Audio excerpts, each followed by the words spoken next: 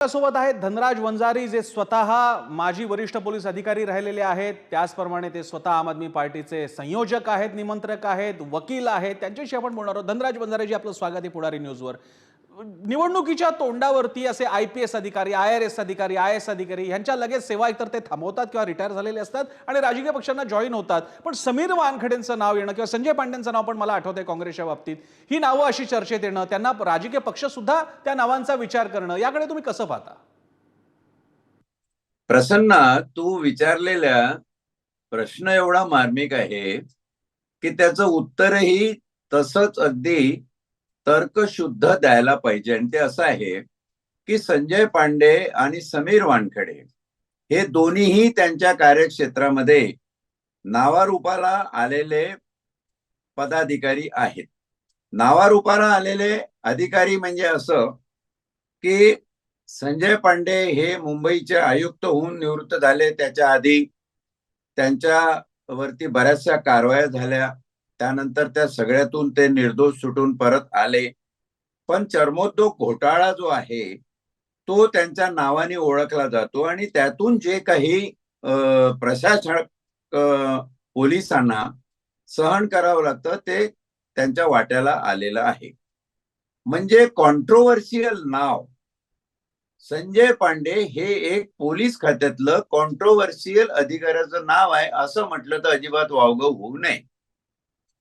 तोच प्रकार समीर वानखेडेच्या बाबतीत झालेला आहे. आणि हे कॉन्ट्रोवर्शियल जेव्हा आपण म्हणतो तर ही कॉन्ट्रोवर्सी कुठे निर्माण होते? ही कॉन्ट्रोवर्सी निर्माण होते राजकारण्यांमध्ये.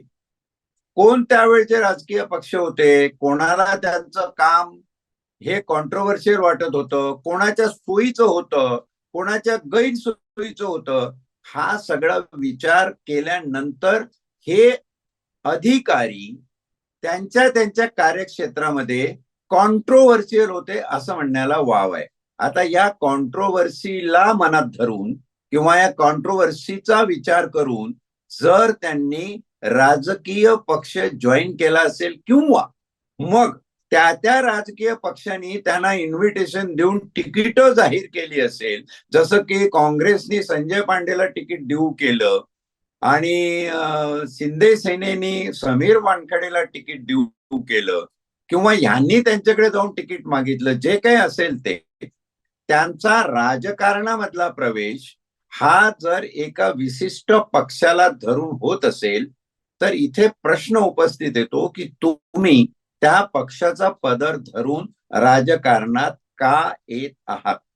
त्याचे दोन उत्तर असू शकतात की तुमच्यावर जो अन्याय झाला, ज्या कुठल्या प्रति राजकीय पक्षांनी तुमच्यावर अन्याय केला त्याच्यावर तुम्हाला वचपा काढायचा आहे का, त्यासाठी तो उद्देश ठेवून तुम्ही येत आहे का? मी एलिगेशन म्हणून करत नाहीये, पण विचारतोय त्यांना निष्प्रभपणे की खरंच राजकारणात येण्यासाठी तुमच्या मनात अशी काहीतरी भावना, संकल्पना किंवा विचार आलेला आहे का? तो जर आला नसेल आणि निकोप राजकारण करून राजकारणामधली जी आता एक प्रकारची राजकारणाचं गुन्हेगारीकरण झाल्यामुळं जे काही एक कुप्रवृत्त राजकारण म्हणजे ते दुःशासन, प्रशासनाजागी हे दुःशासन चाललेलं आहे असं जर तुम्हाला वाटत असेल आणि त्यामध्ये सुधारणा व्हावी, त्या एका निस्पृह निकोप उद्देशाने जर तुम्ही राजकारणात येत असाल तर मी तर म्हणेल ते तुमचं स्वागतच आहे. कारण तसंही एक भारताचे स्वतंत्र नागरिक म्हणून कुठला राजकीय पक्ष घ्यावा, कधी राजकारणात यावं, कधी राजकारणातून निवृत्त यावं, कुठल्या राजकीय पक्षाच्या दावणीला आपण बांधलं जावं, कोणाची सैद्धांतिक भूमिका आपण मानावी, हे तुमचं व्यक्तिगत स्वातंत्र्य आहे, ते तुम्ही मानलं.